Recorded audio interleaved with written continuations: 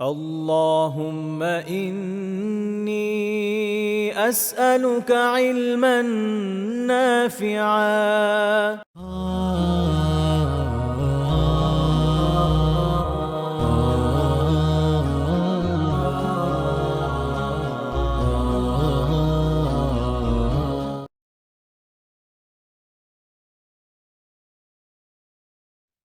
الحمد لله وكفى وسلام على عباده الذين اصطفى أما بعد فأعوذ بالله من الشيطان الرجيم بسم الله الرحمن الرحيم إنما يتذكر أولو الألباب আমরা আল্লাহ সুবহানাহু ওয়া তাআলার দরবারে অসংখ্য গণিত শুকরিয়া আদায় করছি। আল্লাহ সুবহানাহু ওয়া তাআলা আমাদেরকে একটা বিরতির পর আবারও দারসুল ঈমানের পর্বগুলো শুরু করার তৌফিক দান করেছেন, আলহামদুলিল্লাহ। আমাদের পক্ষ থেকে অসংখ্য গণিত দুরূদ ও সালাম আমাদের প্রিয় নবী মুহাম্মদ, আমরা সবাই পড়ি সাল্লাল্লাহু আলাইহি ওয়াসাল্লাম, এবং তার সম্মানিত পরিবার পরিজন এবং সম্মানিত সাহাবায়ে কেরামের প্রতি। সম্মানিত দ্বীনী ভাই বোনেরা, আমরা আল্লাহ সুবহানাহু ওয়া তাআলার দরবারে শুকরিয়া আদায় করছি। আল্লাহ সুবহানাহু ওয়া তাআলা আমাদেরকে ঈমান সংক্রান্ত বিষয়ে পড়াশোনা করার, জানার সুযোগ দিচ্ছেন। এর আগে আমরা কয়েকটা পর্বে ঈমানের বিভিন্ন বিষয়াদি নিয়ে কথা বলেছিলাম। ঈমানের পরিচয়, ঈমান কেন সবার আগে, সবচেয়ে গুরুত্বপূর্ণ বিধান কেন ঈমান, এবং ঈমানের শাখা প্রশাখা সংক্রান্ত বিষয়ে আমাদের কথা চলছিল। তো আজকে আমরা বিরতিতে যাওয়ার আগে যে পয়েন্টটাতে আমরা সমাপ্ত করছিলাম সেখান থেকে আমরা আলোচনা শুরু করব ইনশাআল্লাহ বিইজনিল্লাহ। মাঝখানে কয়েক সপ্তাহ ক্লাসটা নেওয়া হয় নাই, কারণ আমি একটু সফরে ছিলাম, সৌদি আরব, বাংলাদেশ, এগুলো মিলিয়ে। আল্লাহ তাআলা তৌফিক দিলে ইনশাআল্লাহ এখন থেকে ধারাবাহিকভাবে আমাদের লেসনটা আবারও চলবে ইনশাআল্লাহ বিইজনিল্লাহি তাআলা। কেউ একজন কি বলতে পারবেন ঈমানের কয় নাম্বার শাখায় আমরা স্টপ করেছিলাম? সর্বশেষ কয় নাম্বার শাখা নিয়ে কথা বলছিলাম? আমরা সর্বশেষ 34 নম্বর শাখা, সবসময় সত্য অবলম্বন করা, এইখানে ছিলাম। 34 নম্বর শাখা, সবসময় সত্য অবলম্বন করা। এটার ব্যাখ্যা কি দিয়ে দিছিলাম, নাকি এটা ব্যাখ্যা শুরু হবে এখান থেকে? জি, ব্যাখ্যা করছিলেন সে। আচ্ছা, তো ঈমানের 34 নম্বর শাখা হচ্ছে সত্যের পথে সবসময় থাকা, এবং এটার আগেরটা ছিল হচ্ছে সবসময় আল্লাহ সুবহানাহু ওয়া তাআলার নিয়ামতের কৃতজ্ঞতা আদায় করা। তো আল্লাহ তাআলার নিয়ামতের কৃতজ্ঞতা আদায় আমরা কেন করব? এই যে আমরা যে কোনো আলোচনার শুরুতে বলি যে আল্লাহ সুবহানাহু ওয়া তাআলার দরবারে আমরা শুকরিয়া আদায় করছি। তো এই শুকরিয়াটা কেন আমরা আদায় করতেছি? যদি এটা প্রশ্ন করা হয়, এটার আসলে আনসারটা কি? কেন? বলবেন যে আল্লাহ তাআলা শুকরিয়া আদায় করলে তিনি আমাদেরকে আরো বাড়িয়ে দিবেন, লা ইন শাকারতুম লা আযীদান্নাকুম। এরপর বলবেন যে আল্লাহ সুবহানাহু ওয়া তাআলার শুকরিয়া আদায় করার তিনি আমাদেরকে আদেশ করেছেন। সবকিছু ঠিক আছে। কিন্তু এ সকল বিষয়ের বাহিরে গিয়ে আমরা যদি লজিক্যালি একটু চিন্তা করার চেষ্টা করি যে কেন তার শুকরিয়া আদায় করাটা আমাদের জন্য প্রত্যেকটা মুহূর্তে মুহূর্তে প্রয়োজন, তাহলে আমরা যে আনসারটা পাই, আল্লাহ তাআলা কোরআনুল কারীমের মধ্যে সূরা কাহফের শেষ দিকে বলছেন যে কুল লাউ কানাল বাহরু মিদাদান লিকালিমাতি রাব্বি লানাফিদাল বাহরু ক্বাবলা আন তানফাদা কালিমাতু রাব্বি ওয়ালাউ জি'না বিমিসলিহি মাদাদা। আল্লাহ তাআলা তার রাসূলকে উদ্দেশ্য করে বলছেন, হে নবী, আপনি বলে দিন আমার বান্দাদেরকে, এই পৃথিবীর মধ্যে যত প্রকার পানীয় আছে, যত প্রকার পানীয় বলতে পানীর মধ্যে কি কি পড়ে? পুকুরের পানি, কূপের পানি, টিউবওয়েলের পানি, নদীর পানি, খাল-বিলের পানি, সমুদ্রের পানি, সাগরের, মহাসাগরের পানি, এই সকল পানিকে যদি আমরা এক জায়গায় রাখি, কারণ পানি কি অল্প? না। পৃথিবীর এই যে ইউনিভার্স যেটা আছে, আমরা যদি ইউনিভার্স নিয়ে একটু বলি, বা শুধুমাত্র পৃথিবীকে নিয়ে যদি বলতে চাই, পৃথিবীর মধ্যে আমরা জানি যে স্থল হচ্ছে 1 ভাগ, বাকি এর অংশটুকু হচ্ছে পানি। 4 ভাগ যদি করা হয়, 3 ভাগ হচ্ছে পানি, 1 ভাগ হচ্ছে মাটি বা স্থল। তো এই সকল প্রকার পানিকে দোয়াতের কালিতে রূপান্তর করা হলো। এই দোয়াতের কালিতে রূপান্তর করার পর আল্লাহ তাআলা নিয়ামত লেখা শুরু করা হলো। 1 নম্বর নিয়ামত, 2 নম্বর নিয়ামত, 3 নম্বর নিয়ামত, এরকম ভাবে স্বাভাবিক চলতে থাকলো নিয়ামত লেখার পরিধি যেটা আছে। তো আল্লাহ সুবহানাহু ওয়া তাআলা বলছেন যে এই পৃথিবীর 4 ভাগের 3 ভাগ পানি যেটা আছে, 1 ভাগ তো স্থল, বাকি 3 ভাগ পানি। এই 3 ভাগকে রূপান্তরিত কালিতে নিয়ে আমার নিয়ামত লেখা যদি শুরু করো, এর লিখতে থাকলেন, লিখতে থাকলেন, লিখতে থাকলেন, লিখতে থাকলেন, এই সকল প্রকার পানি যেটা কালিতে রূপান্তর করেছিলেন সেটা শেষ হয়ে যাবে। কিন্তু আল্লাহ তাআলা আমাদেরকে যে পরিমাণ নিয়ামত দিয়েছেন সেটা লিখে শেষ করা সম্ভব হবে না, তার আগে কালি শেষ হয়ে যাবে। সুবহানাল্লাহ। আরেকটা বিষয় একটু বলি। যেমন মনে করেন, আমি জানি না এটা আপনাদেরকে আর কোনোদিন আলোচনায় বলছিলাম কিনা। আপনাদেরকে বললাম যে আমি এখানে কাউকে 20 লাখ টাকা দিব। তো আমি বললাম যে আমি আপনাকে 20 লাখ টাকা দিব, আপনি তো মহা খুশি। 20 লাখ টাকা একটা বড় অ্যামাউন্ট। তো আমি আপনাকে 20 লাখ টাকা দিলে আপনি ইন রিটার্ন আমাকে কি বলবেন? ধন্যবাদ, জাজাকাল্লাহ খায়রান। আমার প্রতি একটু থ্যাঙ্কফুল হবেন, কৃতজ্ঞ থাকবেন আমার প্রতি। আমাকে এরপর থেকে যেখানে ফেস করবেন, আমার প্রতি আপনি শুকরিয়া আদায় করবেন, কৃতজ্ঞ থাকবেন। এখন আমি বললাম যে ঠিক আছে, আমি আপনাকে 20 লাখ টাকা দিলাম, কিন্তু ইন রিটার্ন আপনি আমাকে আপনার চোখ দুইটা দিয়ে দিতে হবে। এখানে কেউ আছেন যিনি আমার কাছ থেকে 20 লাখ টাকা গ্রহণ করবেন, কিন্তু ইন রিটার্ন আপনি আপনার চক্ষুটা আমাকে দিয়ে দিবেন? কেউ নাই। ঠিক আছে, টাকার পরিমাণটা কম, আমরা টাকার পরিমাণটা একটু বাড়ায় দিই। 50 লাখ টাকা দেয়া হবে। 50 লাখ টাকা দেয়া হবে, ইন রিটার্ন আপনার দুইটা চোখ আমাকে দিয়ে দিতে হবে। দিবেন কেউ? কেউ রাজি হবেন না। এটাকে আরো বাড়ায় নিয়ে গেলাম, 50 লাখ থেকে আমরা 1 কোটিতে নিয়ে যাই। 1 কোটি টাকা দেওয়া হবে, কিন্তু দুইটা চোখ দিয়ে দিতে হবে। আমরা কেউ রাজি হব না। ঠিক আছে, চোখ খুবই গুরুত্বপূর্ণ, নাকটা দিয়ে দিই আমরা, সেটাতে আমরা কেউ রাজি হব না। জিহ্বাটা দিয়ে দেই, একটা অর্গান মাত্র, জিহ্বা, রাজি হব না। তাহলে হাড়টা আমরা দিয়ে দিই, রাজি হব না। আমরা আমাদের লাঞ্চটা দিয়ে দিই, রাজি হব না। আমাদের ইসোফেগাস যেটা আছে, ফুড পাইপ, এটা আমরা দিয়ে দিই, রাজি হব না। স্টমাকটা দিয়ে দিই, রাজি হব না। ডিউডেনামটা দিয়ে দিই, রাজি হব না। স্মল ইন্টেস্টাইনের একটা অংশ বা কুলন, আমরা এগুলাতে রাজি হব না। তাহলে হাত দুইটা দিয়ে দিই, রাজি হব না। পা দুইটা দিয়ে দিই, রাজি হচ্ছি না আমরা। তার মানে আমাদের শরীরের মধ্যে প্রত্যেকটা যে অর্গান আছে, এই অর্গানগুলো আমার কাছে মনে হচ্ছে যে কোটি টাকা, এক একটা অর্গান কোটি টাকার চাইতে আমার কাছে ভ্যালুয়েবল, আমার হিসাবে। যদি এমন কারো কাছে যান যার পয়সার অভাব নাই, কিন্তু সে ওই জিনিসটা লাগে, তার এটা ট্রান্সপ্লান্ট করা প্রয়োজন, সে হয়তো তার পুরো সম্পদ দিয়ে দিবে, তারপরও চাইবে এটা কিভাবে কালেক্ট করা যায়। এই সমস্ত সবকিছু আল্লাহ সুবহানাহু ওয়া তাআলা আমাদেরকে ফ্রি দিয়েছেন, ইন রিটার্ন আমাদেরকে কোনো কিছু চাননি। এইগুলো যদি শুধুমাত্র আমাদের অর্গানের দিকে, অর্গানস যেগুলো আছে বডির মধ্যে, এই অর্গানস গুলোর দিকে যদি চাওয়া হয়, তাহলেই তো আল্লাহর নিয়ামত স- আদায় করতে করতে শেষ হওয়ার কথা না। প্রত্যেকটা মুহূর্তে মুহূর্তে আমাদের চিন্তায় থাকা দরকার, আল্লাহ তুমি আমাকে এত এত কিছু দিয়েছো। তো ইমানের একটা শাখা হচ্ছে সবসময় আল্লাহ সুবহানাহু ওয়া তাআলার নিয়ামতের কৃতজ্ঞতা আদায় করা। এবং আল্লাহ তাআলা বলেছেন, ওয়া ইন তাউদ্দু নি'মাতাল্লাহ লা তুহসুহা।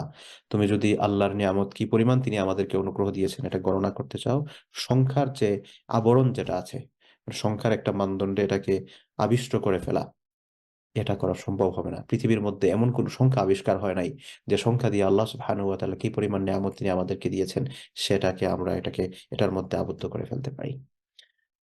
তো ইমানের একটা শাখা হচ্ছে আল্লাহ তাআলার নিয়ামতের কৃতজ্ঞতা সবসময় আদায় করা। এরপর হচ্ছে সত্য অবলম্বন করা, সত্যের পথে থাকা। তো এই সত্যের পথে থাকা মানে কি? শুধুমাত্র মিথ্যা বর্জন করা না, মিথ্যা কথা বর্জন করা, পরনিন্দা, পরচর্চা, গীবত, অশ্লীল কথাবার্তা যেগুলো আছে সমস্ত সবকিছু বর্জন করা। দেখেন, কিছু কিছু গুনাহ আছে, এই সকল গুনাহ থেকে ইন রিটার্ন আপনি ক্ষণিকের জন্য হলেও কিছুটা অর্জন করার একটা সুযোগ থাকে। একজন মানুষ ব্যভিচার করলো, ব্যভিচার করার পর তার মধ্যে ক্ষণিকের একটা তার মধ্যে ভালো লাগা কাজ করা, ভালো লাগা বলতে গুনাহ করছে এটার জন্য না, মানে যেটার জন্য মানুষ তার যে জৈবিক চাহিদা যেটা থেকে করে, সেটা কিছুটা সময়ের জন্য একটা আনন্দ পাওয়ার সে মনে করে যে পাচ্ছে। কিন্তু কিছু কিছু গুনাহ আছে যেটা থেকে আসলে আপনি আমি কিছুই অর্জন করতে পারবো না। তোর মধ্যে অন্যতম একটা হচ্ছে পরচর্চা করা। একজন আরেকজন মানুষ কি করলো না করলো এটা নিয়ে আমরা পড়ে থাকা, এটা আমাদের অন্যতম একটা অভ্যাস। কিন্তু এই যে পড়ে থাকছি, আপনি কি করছেন না করছেন এটা নিয়ে আমার টেনশন, আমার ঘুম হচ্ছে না। এই যে করতেছি, ইন রিটার্ন কিন্তু আমি কোনো কিছুই অর্জন করতে পারতেছি না, কিচ্ছু না, জিরো। আপনি একটু চিন্তা করে দেখেন, আপনি যদি সারাদিন আমার ব্যাপারে কথা বলেন, আপনি ইন রিটার্ন কি করতেছেন? কোনো কিছু অর্জন করতে সক্ষম হচ্ছেন? কোনো কিছুই অর্জন করা যাচ্ছে না। তো ইন রিটার্ন আমরা যদি কোনো কিছুই অর্জন করতে সক্ষম না হই, তাহলে এই জিনিসটা আমরা কোন বিবেকে, কোন বুদ্ধি নিয়ে এটার পেছনে পড়ে থাকি? কোন আমরা বুঝতেই পারি না। এটা আমাদের মধ্যে একটা ন্যাচারাল অ্যাডজাস্টমেন্ট যেরকম থাকে, এরকম একটা অ্যাডজাস্টমেন্টের ইস্যু হয়ে দাঁড়িয়েছে, যে আমরা আরেকজনের পরচর্চা, পরনিন্দা নিয়ে পড়েই থাকছি। অথচ আল্লাহ সুবহানাহু ওয়া তাআলা বলছেন, আইয়ুহিব্বু আহাদুকুম আন ইয়াকুলা লাহমা আখিহি মাইতান। আপনাদের এই মুহূর্তে 70 জন ভাই বোনেরা এখানে কথা শুনছেন, এই 70 জন ভাই বোনদের মধ্য থেকে এমন কেউ কি আছেন যারা পছন্দ করবেন আপনার ভাই মারা গিয়েছেন এই মৃত ভাইয়ের গোশত খেতে? আপনার প্লেটে এখানে এনে দেয়া হলো, এটা হচ্ছে আপনার মৃত ভাইয়ের গোশত, আপনাকে দেয়া হলো, হ্যাভ আ স্ন্যাক্স, আপনি একটু নাস্তা করেন এটা দিয়ে। আছেন কেউ? কেউ নাই। আমরা হয়তো ঘৃণায় নাট ছিটকাচ্ছি, অনেকের হয়তো বমি বমি ভাব লাগতেছে। তো এই যে ফিলটা করতেছি, আল্লাহ সুবহানাহু ওয়া তাআলা বলেছেন, আইয়ুহিব্বু আহাদুকুম আন ইয়াকুলা লাহমা আখিহি মাইতান, তোমরা কি পছন্দ করবে তোমাদের যে ভাইটা মারা গিয়েছে তার মাংস, মৃত ভাইয়ের মাংস খেতে? পছন্দ করবে না। এর চেয়েও মারাত্মক হচ্ছে পরচর্চা করা। একজন পরচর্চা কি? সে এটা করেছে, আপনি এটাকে নিয়ে চুলচেরা বিশ্লেষণ করেন, এই অমুক এটা করছে, এটা জানো, এটা অমুক করেছে, এটা জানো। আর যদি সেটা করে না থাকে তাহলে তো তার মিথ্যা অপবাদ দিচ্ছেন। সো এই বিষয়গুলো থেকে আমাদের আসলে অর্জন করার কিছু নাই, কিন্তু বিসর্জন করার অনেক। আমাদের আমলগুলো নষ্ট হয়ে যাচ্ছে। তাই জন্য সত্য অবলম্বন করা মানে হচ্ছে শুধুমাত্র মিথ্যা থেকে বেঁচে থাকা নয়, বরং মিথ্যার সাথে সংশ্লিষ্ট মন্দ যত ধরনের কথা আছে, মিথ্যা কথা, পরনিন্দা, পরচর্চা, ফাহিশা যেগুলো আছে, অশ্লীল কথাবার্তা যেগুলো আছে, এই সমস্ত সব কিছু থেকে বেঁচে থাকা হচ্ছে ইমানের অন্যতম একটি শাখা। আল্লাহ সুবহানাহু ওয়া তাআলা কোরআন কারীমের একটা আয়াতের মধ্যে বলেছেন, والصادقين والصادقات والصابرين والصابرات والخاشعين والخاشعات والمتصدقين والمتصدقات والصائمين والصائمات والحافظين فروجهم والحافظات والذاكرين الله كثيرا والذاكرات أعد الله لهم مغفرة وأجرا عظيما। আল্লাহ সুবহানাহু ওয়া তাআলা বলেন, ওয়াস-সাদিকিন ওয়াস-সাদিকাত, সত্যবাদী পুরুষ, সত্যবাদী নারী, ওয়াস-সাবিরিন ওয়াস-সাবিরাত, ধৈর্যশীল পুরুষ, ধৈর্যশীল নারী, ওয়াল খাশিঈন ওয়াল খাশিআত, আল্লাহর প্রতি বিনয়ী পুরুষ, আল্লাহর প্রতি বিনয়ী নারী, ওয়াল মুতাসাদ্দিকিন ওয়াল মুতাসাদ্দিকাত, আল্লাহর রাস্তায় দানকারী পুরুষ, আল্লাহর রাস্তায় দানকারী নারী, ওয়াস-সাইমিন ওয়াস-সাইমাত, রোজাদার পুরুষ এবং রোজাদার নারী, ওয়াল হাফিজিনা ফুরুজাহুম ওয়াল হাফিজাত, লজ্জাস্থান হেফাজতকারী পুরুষ এবং লজ্জাস্থান হেফাজতকারী নারী, ওয়ায-যাকিরিন আল্লাহ কাসীরা, এবং আল্লাহ সুবহানাহু ওয়া তাআলাকে স্মরণকারী, বেশি বেশি স্মরণকারী পুরুষ, ওয়ায-যাকিরাত, এবং বেশি বেশি স্মরণকারী মহিলা। এই সকল মানুষদের জন্য কি? এই যে সত্যবাদী পুরুষ, সত্যবাদী নারী, ধৈর্যশীল পুরুষ, ধৈর্যশীল নারী, বিনয়ী পুরুষ, বিনয়ী নারী, দানকারী পুরুষ, দানকারী নারী, রোজাদার পুরুষ, রোজাদার নারী, লজ্জাস্থান হেফাজতকারী পুরুষ, লজ্জাস্থান হেফাজতকারী নারী, আল্লাহকে বেশি বেশি স্মরণকারী পুরুষ এবং আল্লাহকে বেশি বেশি স্মরণকারী নারী। এই যে গুণগুলোর কথা বলা হয়েছে, একজন মানুষ এই গুণগুলো অর্জন করলো, সে সত্যবাদী হলো, সে ধৈর্যশীল হলো, সে বিনয়ী হলো, সে আল্লাহ রাস্তায় দানকারী হলো, সে রোজাদার হলো, সে লজ্জাস্থানে হেফাজত করলো, সে আল্লাহ তাআলাকে বেশি বেশি স্মরণ করলো। এত কিছু করে কি অর্জন করছে? আল্লাহ তাআলা বলছেন, আ'আদ্দাল্লাহু লাহুম মাগফিরা, আল্লাহ তাআলা তার জন্য ক্ষমা প্রস্তুত করে রাখছেন। তার মানবীয় ভুল ত্রুটি মাফ করার জন্য আল্লাহ তাআলা ক্ষমা প্রস্তুত করে রাখছেন তার জন্য, তার জন্য ক্ষমার ঘোষণা, এবং ওয়া আজরান আযীমা, মহান অনেক বড় পুরস্কার। তো এটা হচ্ছে সত্যের পথ অবলম্বনের পুরস্কার, এবং সত্যের পথে থাকা, এটা হচ্ছে ঈমানের একটা শাখা। আল্লাহ সুবহানাহু ওয়া তাআলা আমাদেরকে সব সময় সত্যের উপর প্রতিষ্ঠিত থাকার তৌফিক আমাদেরকে প্রদান করুন, আমিন। ঈমানের এর পরের শাখা হচ্ছে, বা আমরা যদি, যেহেতু আগে 34 নম্বর বলা হলো, তাহলে এখন এটা হবে 35 নম্বর শাখা। 35 নম্বর শাখা হচ্ছে আমানতের সংরক্ষণ যথাযথভাবে করা। আমানতের সংরক্ষণ যথাযথভাবে করা, এটার মানে কি? আমাদের কাছে মনে হলো যে একটা জিনিস আমার কাছে রাখা হয়েছে, এটাকে আমি সেভ করে রাখবো। লাইক মনে করেন এটা একজন মানুষ, এই ঘড়িটা একজন আমাকে দিল, এটাকে আমি রক্ষণাবেক্ষণ করে রাখি। এটা হচ্ছে আমাদের কাছে পরিচিত আমানতের কনসেপ্ট। এটা আমানতের একটা কনসেপ্ট, কিন্তু এর বাহিরেও আমানতের সংজ্ঞায় আরো অনেক কিছু আছে। এগুলো কি? আমি যে দায়িত্বপ্রাপ্ত সেই দায়িত্ব যথাযথভাবে আদায় করা। এই যে দায়িত্ব, যেটা, এই দায়িত্বটা হচ্ছে একটা আমানত। মনে করেন আপনি একটা জব করেন, আপনি যে ডেস্কে জব করেন, আপনার যে যে রেসপন্সিবিলিটিস গুলো আছে, এই সকল রেসপন্সিবিলিটিস গুলো ফুলফিল করা হচ্ছে আপনার দায়িত্ব। এই দায়িত্বটা হচ্ছে আপনার আমানত। এই দায়িত্বটাকে আপনি যথাযথভাবে পালন করলে আপনি আমানতের সরাসরি সংরক্ষণ করছেন। আর আপনি যদি যথাযথভাবে আমানতটা পালন না করেন, আপনার কাজটা যদি যথাযথভাবে সম্পাদন না করেন, তাহলে আপনি এই আমানতের মধ্যে খেয়ানত করতেছেন। একজন মানুষ মনে করেন সে হচ্ছে ব্যবসায়ী। এই ব্যবসায়ী মানুষ, তার কাছেও আমানত আছে। তার কাছে আমানত কি? সে ভালো পণ্য মানুষের কাছে সাপ্লাই দিবে। এখন যদি তার কাছে খারাপ পণ্য আসে, তাহলে খারাপ পণ্যটাও মানুষকে খারাপ বলে সে বলবে যে তুমি এটা নিতে চাও, এটা আছে কিন্তু এটা কোয়ালিটিটা খারাপ, এটা সে এনশিওর করতে হবে। কিন্তু এটা যদি সে এনশিওর না করে, সে একজন ব্যবসায়ী হিসেবে সবকিছু দেদারসে বিক্রি করছে, ভালো বিক্রি খারাপও বিক্রি, সবকিছুকে ভালো লেবেল লাগিয়ে দিয়ে বিক্রি করছে, সে ব্যক্তি আমানতের খেয়ানত করতেছে। তো সহজ বাংলায় হচ্ছে আমানত কাকে বলে? আমানত হচ্ছে তার উপর অর্পিত দায়িত্ব যথাযথভাবে সংরক্ষণ করা, এটা হচ্ছে আমানতের একটা সংজ্ঞা। আর একটা হচ্ছে এটার পাশাপাশি তার কাছে কোনো কিছু যদি সেভ করার জন্য রাখা হয়, তাহলে সেটাকে সেভ করা। সেটা জিনিস হতে পারে, টাকা পয়সা হতে পারে, কথা হতে পারে। এই কথার ক্ষেত্রে দেখা যায় অনেক ক্ষেত্রে আমানতের খেয়ানত হয়। একজন মানুষ আপনাকে বিশ্বাস করে একটা কথা, আপনার একজন ফ্রেন্ড বা আপনার একজন রিলেটিভ যার সাথে আপনার বেশ প্রায় সময় কথাবার্তা হয়, সম্পর্ক আছে, সে আপনাকে বলল যে এই বিষয়টা তোমাকে আমি বললাম, এটা তুমি কাউকে আর বলো না। তো এই কথাটা সে আপনার কাছে আমানত রেখেছে, কিন্তু আপনি সেটা অন্য আরেকজনের কাছে বলে দিলেন, আপনি আমানতের খেয়ানত করলেন। আপনার কাছে একজন মানুষ টাকা রাখলো, বললো যে এটা তোমার কাছে রাখলাম, আমি প্রয়োজনে তোমার কাছ থেকে আমার যখন প্রয়োজন হবে তো নিয়ে যাব, আমার কাছে রাখাটা সেফ না। আপনি সেটা আপনার প্রয়োজনে খরচ করে দিন, আপনি মনে করেন ঠিক আছে আমার কাছে রাখছি, আমি খরচ করে নিই, সে যখন চাবে তখন তাকে দিয়ে দিবেন। আপনার যদি সেটা খরচ করতে হয়, তার কাছ থেকে অনুমতি নিয়ে রাখবেন যে টাকা তো আমার প্রয়োজনে আমি যদি খরচ করে ফেলি, তোমার যখন দরকার হবে আমি তোমাকে দিয়ে দিব, সেটা সুযোগ আছে কিনা। সে যদি অনুমতি দেয় তখন করতে পারবেন, না হয় করতে পারবেন না।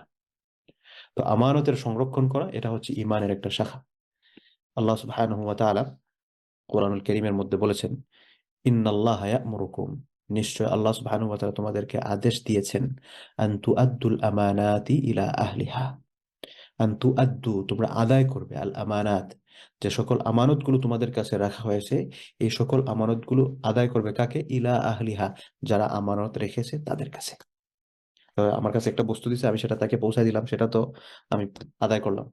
আমাকে যে দায়িত্বটা দেয়া হয়েছে, সেই দায়িত্বটা যথাযথভাবে যাদের দায়িত্ব আমাকে দিয়েছে তাদের জন্য এই দায়িত্বটাকে সার্ভ করা, এটা হচ্ছে আমানতকে পৌঁছে দেয়া। মনে করেন একজন মানুষ চেয়ারম্যান নির্বাচিত হয়েছে, চেয়ারম্যান হিসেবে তার দায়িত্ব কি? তার ইউনিয়নের মধ্যে যতজন মানুষ আছে এই সকল মানুষের লুক আফটার করা, এবং সরকার প্রদত্ত যে সকল দায়িত্বগুলো আছে সেই সকল দায়িত্বগুলো পালন করা, এবং এই সকল মানুষের কাছে সরকার থেকে পাঠানো যে সকল বেনিফিট আছে এই সকল বেনিফিটগুলো যথাযথভাবে পৌঁছে দেয়া। এখন চেয়ারম্যান সাহেব যদি মানুষদেরকে না দিয়ে তিনি সেটা নিজের পেটের মধ্যে ঢুকায় রাখেন, নিজের প্রয়োজনে সেটা যদি ব্যবহার করেন, তাহলে তিনি এটা আমানতের খেয়ানত করলেন। ইমানের একটা শাখা ওনার কমে গেল, ইমানের শাখার মধ্যে ঘাটতি চলে আসলো, ইমানের মধ্যে কমতি দেখা দিল।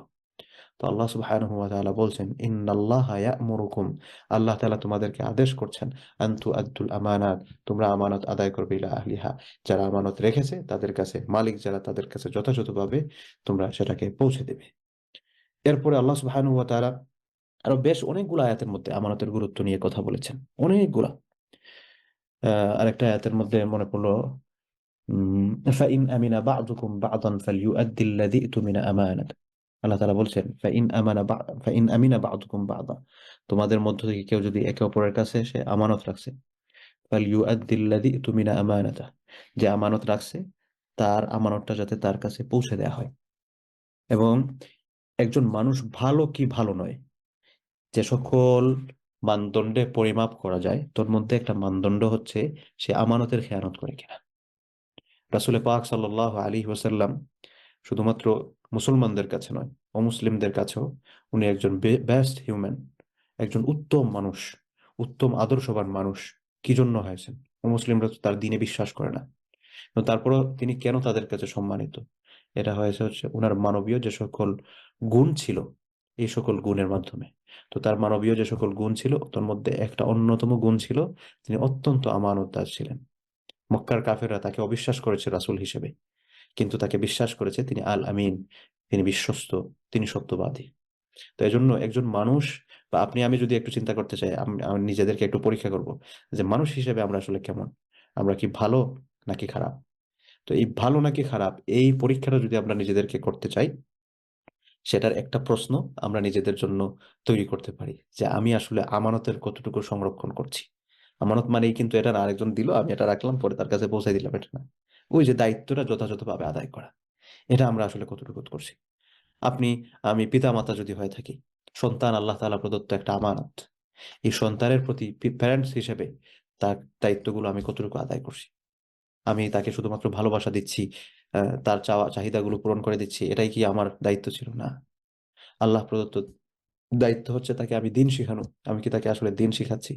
বিশেষ করে এখানে যে সকল ভাই বোনেরা আছেন, আমরা যদি আমাদের সন্তানদেরকে দিন না শিখাই, আমানতের মধ্যে খেয়ানত করতেছি। আমি যদি তাকে সালাতের আদেশ না দিই, তাহলে আমি আমানতের মধ্যে খেয়ানত করতেছি।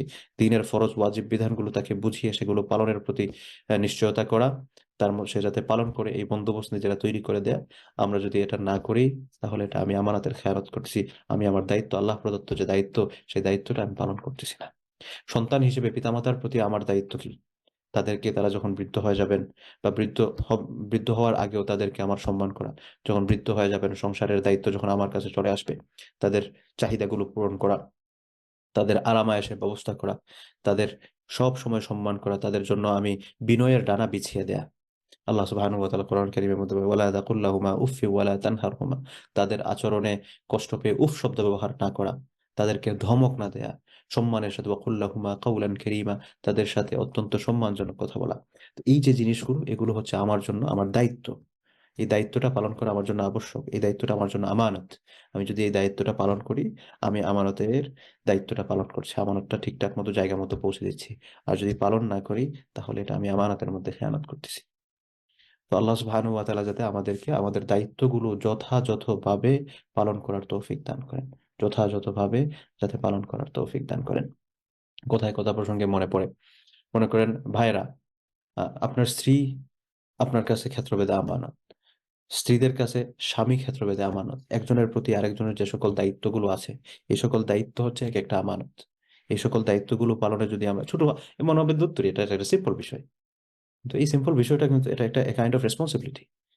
আমি যদি এটা করতে না পারি, তাহলে তার কাছ থেকে আমার পারমিশন নিতে হবে যে I am sorry, I can do this, বা I am unable to do this. এটা করতে আমি সক্ষম না, আমার অক্ষমতা আছে, এটা করতে পারছি না, পারমিশন নিতে হবে। কিন্তু আমরা অনেক সময় সিম্পল বিষয়, এটাকে ছেড়ে দেই, এটা আমাদের কাছে খুব বেশি গুরুত্ব রাখে না। এরকম যাতে না হয়, এরকম যাতে না হয়। রাসূল পাক সাল্লাল্লাহু আলাইহি ওয়াসাল্লাম ভয়ানক এক হাদিস শুনিয়েছেন, ভয়ানক হাদিস। আল্লাহ রাসূল বলছেন, সালাতুন, তিন প্রকার মানুষ আছে, মান কুন্না ফিহি, একটা মানুষের মধ্যে তিনটা বিষয় যদি থাকে, ফাহুয়া মুনাফিকুন, তাহলে সে একবারে কাট্টা মুনাফিক, সে মুনাফিক। আর সে মুনাফিক মানে কি? ইন্নাল মুনাফিকিনা ফি দারকিল আসফালি মিনান নার, জাহান্নামের সবচেয়ে নিম্ন শাখা যেটা আছে, এই শাখাটা হচ্ছে মুনাফিকদের জন্য। রাসূল পাক সাল্লাল্লাহু আলাইহি ওয়াসাল্লাম বলছেন, সালাতুম মান কুন্না ফিহি, যে ব্যক্তির মধ্যে তিনটা বিষয় থাকবে, ফাহুয়া মুনাফিক, এই ব্যক্তি হচ্ছে মুনাফিক। ওয়া ইন সামা, যদিও সে রোজা রাখতেছে, ওয়া সাল্লা, এবং সে নামাজ পড়তেছে, ওয়া জাআমা আন্নাহু মুসলিম, এবং সে মনে করতেছে সে হচ্ছে মুসলমান, বা মানুষও মনে করতেছে সে মুসলমান। ইয়া লাইতানি, হায় আফসোস। চিন্তা করে দেখেন যে আল্লাহ রাসূল বলছেন যে সে নামাজ পড়তেছে, সে রোজা রাখতেছে, সে নিজেকে মনে করতেছে মুসলিম, মানুষও তাকে মনে করতেছে যে মুসলমান, কিন্তু আল্লাহ রাসূল বলছেন এই ব্যক্তির মধ্যে তিনটা বিষয় যদি থাকে, তাহলে সে মুনাফিক। যদিও সে নামাজ পড়ুক না কেন, যদিও সে রোজা রাখুক না কেন, তারপরও, যদিও মানুষ ধারণা করুক সে মুসলমান, কিন্তু তারপরও সে মুনাফিক, সে মুসলমান নয়। এই তিনটা জিনিস কি? ইদা হাদ্দাসা কাযাবা, যখন সে কথা বলে তখন সে মিথ্যা বলে। ওয়া ইদা ওয়াআদা আখলাফা, যখন সে কারোর সাথে প্রতিশ্রুতিতে আবদ্ধ হয়, কারোর সাথে ওয়াদা করে, তখন সে ওয়াদা রক্ষা করে না, ওয়াদার খেলাফ করে। ওয়া ইদা তুমিনা খানা, যখন তার কাছে কোনো আমানত রাখা হয়, তাকে কোনো দায়িত্ব প্রদান করা হয়, খানা, তখন সেটার মধ্যে খেয়ানত করে। আল্লাহু আকবার। এই হাদিস শোনার পর কয়জন মানুষ ইমানের মধ্যে আমরা আসি, একটু যদি চিন্তা করি, কয়জন মানুষ আমরা আসি? যদি আমাদের মধ্যে এই তিনটা জিনিস না থাকে, আলহামদুলিল্লাহ, আলহামদুলিল্লাহ।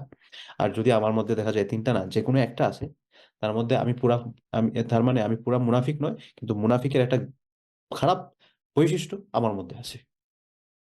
আরেক হাদিসের মধ্যে আল্লাহ রাসূল বলেছেন সেটা, যে এটার মধ্যে যদি কোনো একটা পাওয়া যাবে, তাহলে বুঝতে হবে তার মধ্যে মুনাফিকের একটা বৈশিষ্ট্য আছে।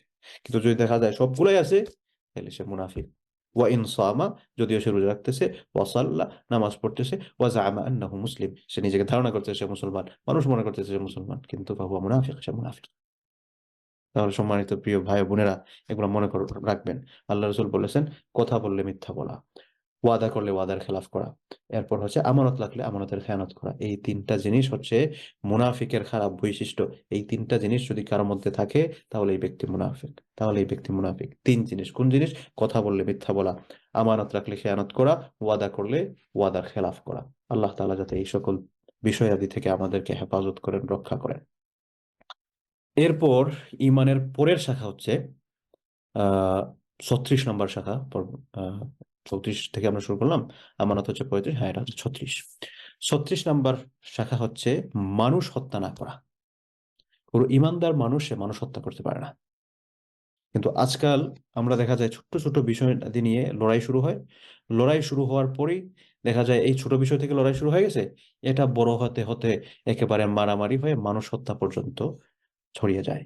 অথচ আল্লাহ সুবহানাহু ওয়া তাআলা কুরআনুল কারীমের মধ্যে বলেছেন, ওয়ামান ইয়াকতুল মুমিনান মুতাআম্মিদান, ওয়ামান ইয়াকতুল, যে ব্যক্তি হত্যা করলো, মুমিনান মুতাআম্মিদান, একজন মুমিনকে ইচ্ছাকৃতভাবে, কেউ যদি কোনো মুমিনকে ইচ্ছাকৃতভাবে হত্যা করে, ফাজাযাউহু জাহান্নাম, তার প্রতিদান হচ্ছে জাহান্নামে যাবে, খালিদান ফিহা, সে জাহান্নামে চিরকাল থাকবে, জাহান্নামে চিরকাল থাকবে।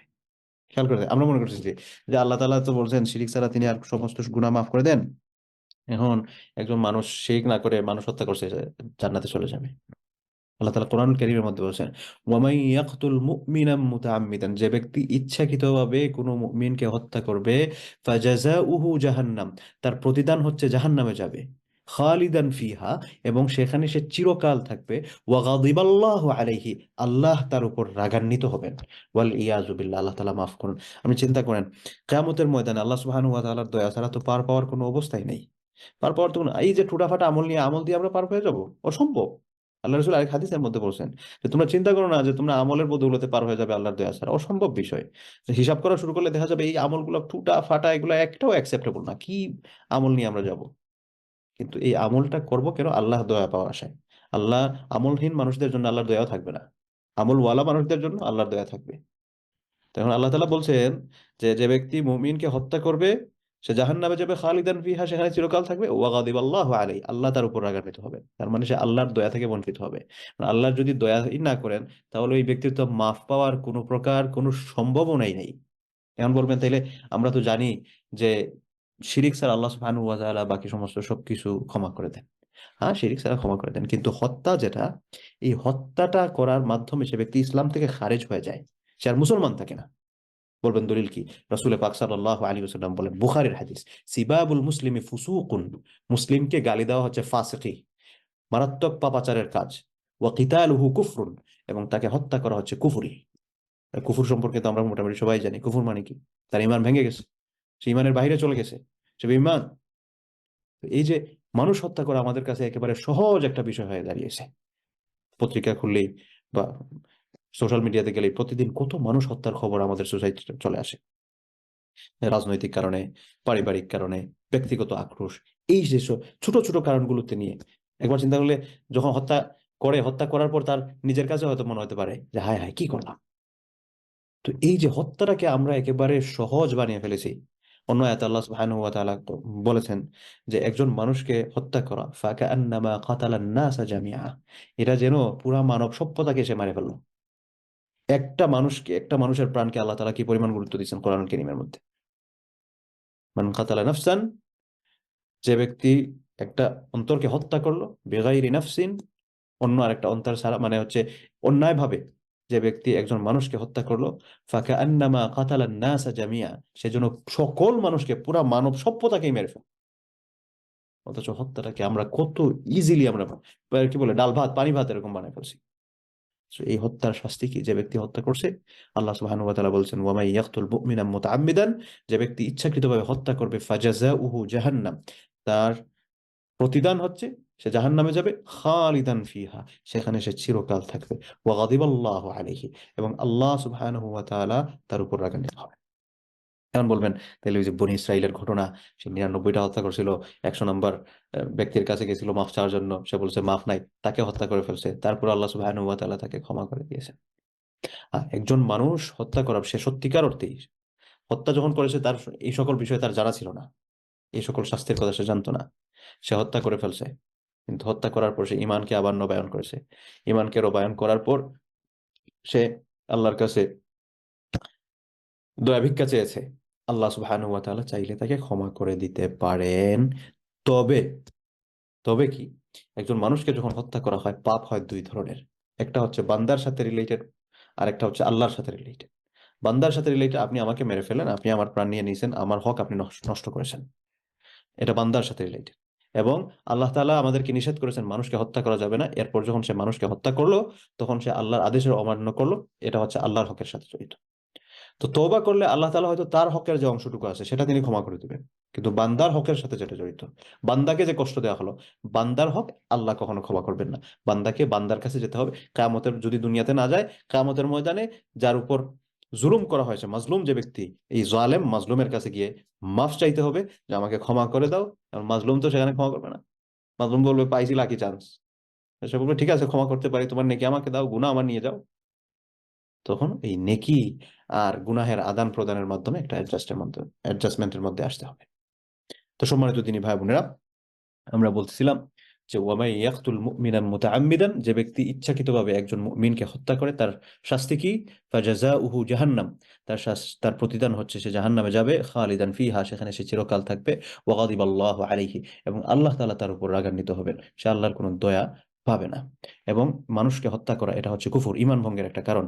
সিবাবুল মুসলিমি ফুসুকুন ওয়া কিতালুহু কুফরুন, আল্লাহ রাসূল বলেন বুখারীর হাদিস, মুসলমানকে গালি দেওয়া হচ্ছে ফাসিকি।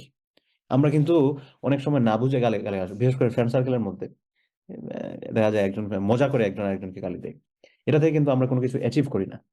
এটা হচ্ছে আরেকটা জিনিস, আগে তো গীবতের কথা বলছিলাম, এই যে গালি, গালি দিয়ে আপনি আপনার আক্রোশ বেরোবেন, ইন রিটার্ন কি অর্জন করবেন? কিছুই না, আপনি কোনো শান্তি পাবেন না গালি দিয়েও। আপনি একটা গালি দিলেন, সে আরেকটা গালি দিল, তারপর মারামারি ছোট থেকে আস্তে আস্তে বড় হতে থাকে। তো এই যে গালি, যেটা ইসলামে দেখবেন প্রত্যেকটা অপরাধ এমন যে অপরাধের দরজা বন্ধ করে, মানে অপরাধ করার পর শাস্তি, এটা নয়, অপরাধ যাতে না হয় সেজন্য আগেই দরজা বন্ধ। ব্যভিচারের ক্ষেত্রে লা তাকরাবু জিনা, জিনা করা তো দূরের কথা, কাছেই যাওয়া যাবে না, এটার জন্য পর্দার ব্যবস্থা রাখছেন। কারণ পর্দার ব্যবস্থা যদি না থাকে তাহলেই একটা মধ্যাকর্ষণ শক্তি যেটা পুরুষ মহিলার মধ্যে মাঝখানে, এটা আস্তে আস্তে বিল্ড আপ হবে, সেখান থেকে পাপ পিছলার সম্ভাবনা থাকে। এজন্য আগে বলছেন পর্দা, এবং বলছেন এটা ধারে কাছেও যাওয়া যাবে না। তো এরকম ভাবে মারামারি কেন হয়? একজন আরেকজনের কথা কাটাকাটি, এরপর হচ্ছে আস্তে আস্তে এটা মারামারি পর্যন্ত বিল্ড আপ হয়। এজন্য আল্লাহ তাআলা আগেই বলছেন যে কথা কাটাকাটি, মারামারি, সেটাই করা যাবে না। কারোর সাথে যদি দ্বিমত পোষণ করতে হয়, ওয়াজাদিলহুম বিল্লাতি হিয়া আহসান, তর্ক যদি করতে হয় সেটা উত্তম ভাবে হবে, গালাগালির মাধ্যমে নয়। এবং গালাগালিটা কি, যে এটা হচ্ছে ফুসুক, পাপাচার। যে ব্যক্তি গালি দেয় সে ফাসিক, সে পাপী। এবং ফাসিক, যখন একজন ব্যক্তি যখন ফাসিক হয়ে যায়, তখন ওই ব্যক্তি ইসলামের অনেকগুলো স্ট্যাটাস সে হারাই ফেলে। যেমন মনে করেন, ফাসিকের পেছনে নামাজ পড়া হচ্ছে মাকরুহ, অপছন্দনীয় কাজ। সে ইমামতি, অন্য কেউ যদি না থাকে, ইমামতি যদি করে তাহলে নামাজটা মোটামুটি আদায় হয়ে যাবে, কিন্তু সে ইমামতি করার স্ট্যাটাস অর্জন করে না। একজন ভালো মানুষ থাকা অবস্থায় একজন ফাসিককে ইমামতির চেয়ার দেওয়া যায় না। তো আল্লাহ রাসূল বলেছেন সিবাবুল মুসলিমি ফুসুকুন, মুসলমানকে গালি দেওয়া হচ্ছে ফাসিকের কাজ। এরপরে হচ্ছে মানুষ হত্যার ব্যাপারে যে কথা বলছিলাম, আল্লাহ রাসূল আরেকটা হাদিসের মধ্যে বলেছেন কিয়ামতের ময়দানে সর্বপ্রথম কিসের হিসাব হবে? দুইটা জিনিসের হিসাব প্রথমে হবে, একটা হচ্ছে আল্লাহর হক, আর একটা হচ্ছে বান্দার হক। আল্লাহর হকের ক্ষেত্রে সেটা হচ্ছে নামাজের হিসাব প্রথম হবে মুমিনদের মধ্যে, আউয়ালু মা ইউহাসাবু বিহিল আবদু ইয়াউমাল কিয়ামা আস-সালাহ। আল্লাহর হকের সাথে জড়িত মুমিনদের মধ্যে সর্বপ্রথম হক আদায় কতটুকু কি করা হয়েছে, সেটা হবে নামাজ কতটুকু ঠিকঠাক হয়েছে কিনা।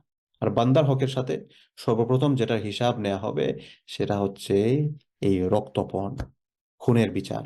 একজন মানুষ আরেকজন মানুষকে যে খুন করেছে, আউয়ালু মা ইয়াকতাদি বাইনান নাস ইয়াউমাল কিয়ামা, মানুষদের মধ্যে, মানুষের হুকুকুল ইবাদ, বান্দার হকদের মধ্যে সর্বপ্রথম যেটার ফয়সালা করা হবে ফিদ্দিমা, রক্তের বিষয়ে। রক্তের বিষয় মানে কি? খুনের বিচার করা। এই জন্য আমরা যেটাকে আজকে ভেরি ইজি বানিয়ে ফেলছি, এটা আসলে খুব ইজি নয়। বরং মানুষকে হত্যা না করা এটা ইমানের একটা শাখা, কিন্তু কোনো মানুষ যখন একজন মানুষকে হত্যা করে ফেলে তখন ওই ব্যক্তি ইমানের গণ্ডি থেকে বের হয়ে যায়। ইমানের শাখা, তার মধ্যে একটা শাখা পাওয়া যায় না, এবং এটা হচ্ছে কুফরি। এটা ছোট্ট হাদিস মনে রাখবেন, সিবাবুল মুসলিমি ফুসুকুন ওয়া কিতালুহু কুফরুন, মুসলমানকে গালি দেয়া ফাসিকি এবং তাকে হত্যা করা এটা হচ্ছে কুফর। আল্লাহ সুবহানাহু ওয়া তাআলা যাতে আমাদেরকে এই সকল বিষয়াদি থেকে সব সময় হেফাজতে রাখেন।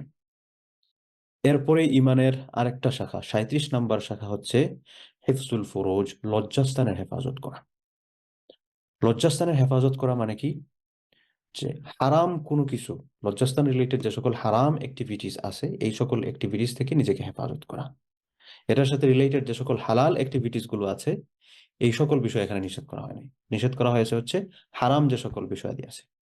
আল্লাহ সুবহানাহু ওয়া তাআলা মুমিনের গুণাবলী সূরাতুল মুমিনুনের মধ্যে তিনি বর্ণনা করেছেন, কাদ আফলাহাল মুমিনুন আল্লাযীনা হুম ফি সালাতিহিম খাশিউন, আপনাদের অনেকেরই জানা। তো মুমিনদের বাই নেচার যে সকল গুণাবলী থাকবে তোর মধ্যে একটা হচ্ছে ওয়াল্লাযীনা হুম লিফুরুজিহিম হাফিজুন, যারা তাদের লজ্জাস্থানকে হেফাজত করে। অর্থাৎ একজন মুসলমান সে ব্যক্তি লজ্জাস্থানের হেফাজত করেন না, এটা হতে পারে না, এরকম একটা বিষয় আর কি। যে একজন মানুষ সে মুসলমান, সে তার লজ্জাস্থানের হেফাজত করবে, এটা স্বাভাবিক। সে লজ্জাস্থানের হেফাজত করতেছে না, এটা অস্বাভাবিক বিষয়। এখন এটা যদি এরকম চিন্তা করা হয় তাহলে তো আসলে আমাদের অবস্থা কোথায় গিয়ে দাঁড়াবে। আল্লাহ তাআলা আমাদের উপর রহম করুন। তো আল্লাহ সুবহানাহু ওয়া তাআলা এখানে আমাদেরকে শিখাচ্ছেন ওয়াল্লাযীনা হুম লিফুরুজিহিম হাফিজুন, আল্লাহ তাআলা আমাদেরকে বলছেন তারা যারা হচ্ছে তাদের লজ্জাস্থানের হেফাজত করে। কারণ কারা লজ্জাস্থানের হেফাজত করে? আল্লাহ সুবহানাহু ওয়া তাআলা বলছেন এরা হচ্ছে আফলাহাল মুমিনুন, সফল মুমিন। এখন আমি যদি প্রশ্ন করি যে আমি একজন সফল মুমিন হতে চাই, আমি কি করব? ওই সূরা মুমিনের প্রথম দিকের কয়েকটা যে কাজগুলো আছে এই কাজগুলো, এই কাজগুলোর মধ্যে একটা হচ্ছে লজ্জাস্থানের হেফাজত করা। এরা হচ্ছে একজন সফল মুমিনের গুণাবলী এবং ঈমানের একটা শাখা। কারণ কেউ যদি দেখা যায় তার লজ্জাস্থানের হেফাজত তিনি করতে ব্যর্থ হচ্ছেন, তার মানে ওনার ঈমানের শাখার মধ্যে কমতি আসতেছে। তিনি লজ্জাস্থানের হেফাজত করতেছেন, তার মানে বোঝা গেল তিনি ঈমানের পূর্ণতার দিকে এগিয়ে যাচ্ছেন। একটা হাদিস রাসূল পাক সাল্লাল্লাহু আলাইহি ওয়াসাল্লাম বলেন, এটা বুখারী মুসলিমের হাদিস আমার যতটুকু মনে পড়তেছে। রাসূল পাক সাল্লাল্লাহু আলাইহি ওয়াসাল্লাম বলেন, লা ইয়াজনি জানি, একজন ব্যভিচারী ব্যক্তি জিনা করে না, একজন ব্যভিচারী ব্যক্তি জিনা করে না হিনা ইয়াজনি ওয়া হুয়া মুমিন, সে মুমিন অবস্থায় জিনা করে না। তার মানে কি? তার মানে সে যখন জিনা করে তখন সে বেঈমান হয়ে যায়। সে যখন জিনা করতেছে এমত অবস্থায় তার ঈমানটা চলে গেছে, তার মধ্যে ঈমান নাই। ওয়ালা ইয়াসরিকু সারিকু ওয়া হুয়া মুমিন, এবং কোন চোর সে ঈমানদার অবস্থায় চুরি করে না। অর্থাৎ সে যখন ওই চুরিটা করতেছে তার মধ্যে ঈমানটা থাকে না। ওয়ালা ইয়াশরাবুল খামর হিনা ইয়াশরাবুহা, যখন একজন মাদক দ্রব্য গ্রহণকারী, একজন মদ পানকারী, সে যখন মদ পান করতেছে, মাদক দ্রব্য যখন সে গ্রহণ করতেছে, সে ওয়াহুয়া মুমিন, মুমিন অবস্থায় সে এটা গ্রহণ করে না। তার মানে একজন মানুষ সে যখন নেশা করতেছে তখন সে ইমানের বাহিরে চলে যায়। একজন মানুষ সে যখন জিনা করতেছে তখন এই জিনা করার মুহূর্তটা হচ্ছে সে ইমানের বাহিরে চলে যায়। একজন মানুষ যখন চুরি, চুরি মানে কি? একজনের অগোচরে আরেকটা কিছু নিয়ে যাওয়া, আমার কাছে এটা আমার কাছে নিয়ে গেছে, এটাই চুরি। তো আমি সংজ্ঞায় বলতেছি একজনের অগোচরে তার হক নিয়ে যাওয়া। তো একজনের অগোচরে তার হক নিয়ে যাওয়া, এই যে মনে করেন আপনি একজন জনপ্রতিনিধি বা আপনি একজন সরকারি অফিসার, আপনি আপনার দায়িত্ব জনগণকে যেভাবে পৌঁছায় দেওয়া দরকার আপনি সেটা না করে এখান থেকে মেরে দিচ্ছেন, সে আপনি চোর। আমরা তো চোরকে একটা মানে থার্ড ক্লাস একটা জিনিস মানা আছে। এখানে চেয়ারে বসে যারা চুরি করতেছে এটা একটা নাম দিছে, এরা হচ্ছে দুর্নীতি করে। দুর্নীতিও খারাপ শব্দ, কিন্তু এটাকে মনে হয় যে দুর্নীতি চুরির চেয়ে, আপনার যদি মনে করেন খারাপ জিনিসগুলো একটা তালিকা করলাম, চুরি আর দুর্নীতি, দুর্নীতি একটা ভার শব্দ বোঝা যায় চুরির তুলনায়। দুর্নীতি কি? চুরি। অগোচরে তার হক কাউকে না দিচ্ছেন আপনি। আল্লাহ সুবহানাহু ওয়া তাআলা বলছেন যে একজন মানুষ যখন আরেকজন চুরি করে, আরেকজনের অধিকার যখন সে হরণ করে নিয়ে যায়, সেটা অথবা সে ফোর্স বাই ফোর্স এই যে গুনাহটা করতেছে, সে জুলুম করতেছে, হ্যাঁ, একজন মানুষ ব্যভিচার করতেছে, একজন মানুষ সে মাদকদ্রব্য গ্রহণ করতেছে, নেশাগ্রস্ততা সময়ের মধ্যে সে নেশাগ্রস্ত হচ্ছে, এই সময়গুলোর মধ্যে সে ঈমানদার থাকে না। ওয়ালা ইয়ানতাহিবু নুহবাতান, এরপর রাসূল পাক সাল্লাল্লাহু আলাইহি ওয়াসাল্লাম বলেন যে কোনো মানুষের চোখের সামনে আরেকজন মানুষ এটা লুট করতেছে, তো এই যে লুটপাট করতেছে এটা মানে কি? চোখের সামনে লুটপাট করা সন্ত্রাসবাদ, যেটা আর কি ডাকাতি করা যেটাকে বলা হয়। তো একজন মানুষ ডাকাতি করতেছে, ওই ডাকাতি করা অবস্থায় ওই ব্যক্তি মুমিন থাকে না। তো এই হাদিস থেকে আমাদের শিক্ষাটা হচ্ছে এটাই, এই যে কবিরা গুনাহ যেগুলো আছে, এই কবিরা গুনাহগুলো যখন সংগঠিত হয় তখন ওই ব্যক্তির ভেতর থেকে ঈমানটা বের হয়ে যায়। এরপরে সে যখন আবার সে গুনাহের পর আবার যখন তওবা করে বা আবার যখন সে এটা থেকে মুক্ত হয় তখন তার মধ্যে আবার ঈমানটা ফিরে আসে।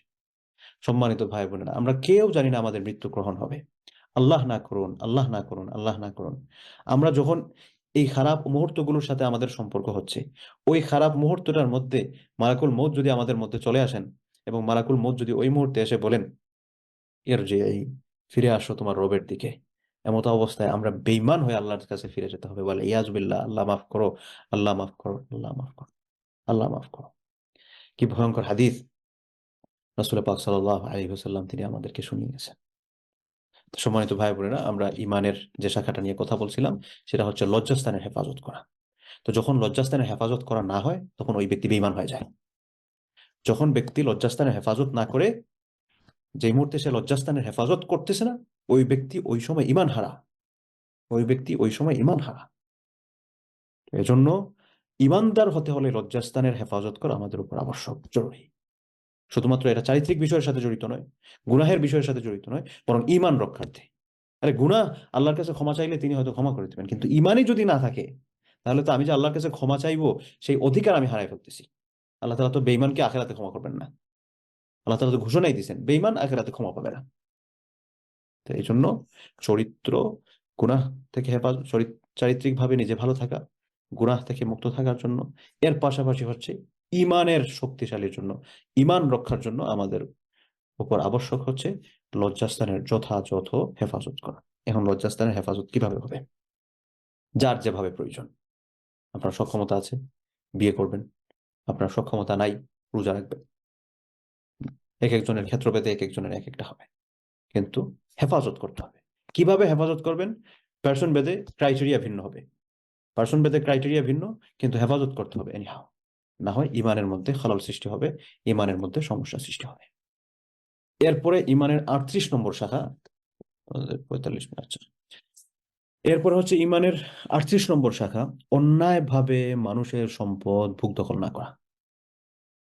আবার বলছি, ইমানের 38 নম্বর শাখা হচ্ছে অন্যায়ভাবে মানুষের সম্পদ ভক্ষণ না করা। কি 38 নম্বর শাখা? অন্যায়ভাবে অন্য মানুষের সম্পদ ভোগ দখল বা নিজের কাছে নিয়ে না আসা। আল্লাহ সুবহানাহু ওয়া তাআলা কোরআনুল কারীমের মধ্যে বলে, ওয়ালা তাকুলু আমওয়ালাকুম বাইনাকুম বিল বাতিল, তোমরা নিজেদের মধ্যে একে অপরের সম্পদ অন্যায়ভাবে ভক্ষণ করো না। এই অন্যায়ভাবে ভক্ষণ করা মানে কি? যে সম্পদের মালিক আপনি নয়, সেটা আপনি আপনার কাজে ব্যবহার করতেছেন তার অনুমতি ছাড়াই।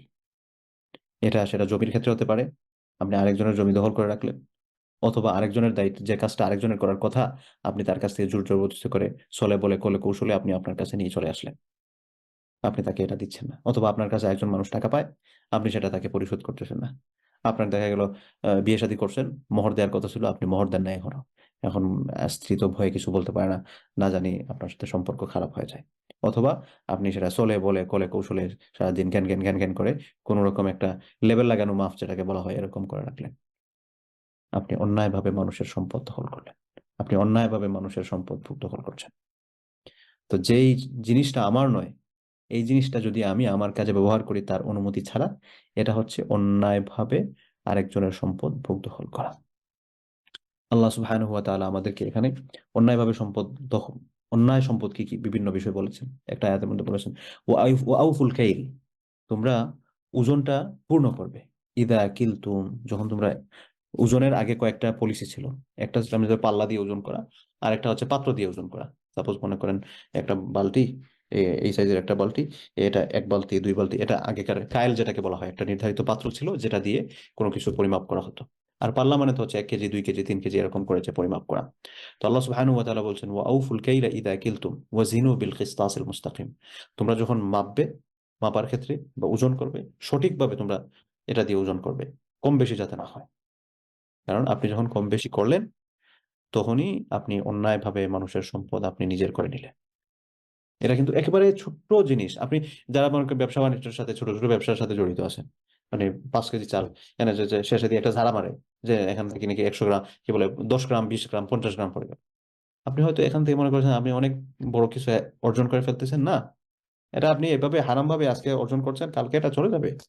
কিন্তু আপনার জন্য বিশাল বড় একটা টেনশনের বিষয় আপনার কাছে রেখে যাচ্ছে, যেটা আপনি ওই ব্যক্তি তো আর খুঁজে পাওয়ার সম্ভাবনা যদি থাকে তো পাইলেন, মাপ চাওয়ার সুযোগ আছে। কিন্তু যদি এই কাস্টমার আপনার কাছে ফিরে না আসে, আপনি যদি তাকে না চিনেন, মাপ চাওয়ারও সুযোগ পাবেন না।